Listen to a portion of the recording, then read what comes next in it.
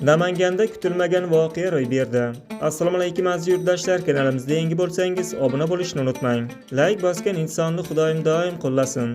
Namanganda to'y kortejida qoida buzgan haydovchilar jarimaga tortildi. To'y kortejida drift qilgan, yo'l qoidalarini qo'pol buzgan 50 nafar haydovchiga nisbatan ma'muriy chora ko'rildi. Namanganda to'y kortejida ishtirok etgan, xavfli manevr qilgan 50 nafar haydovchi aniqlandi.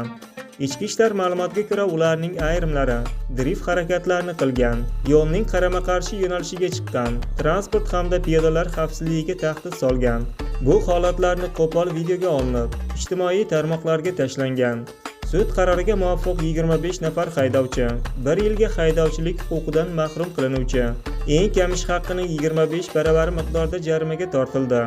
Qolgan 25 nafari esa eng kam ish haqqining 5 baravari 2,60,000 so'm jarima to'lagan.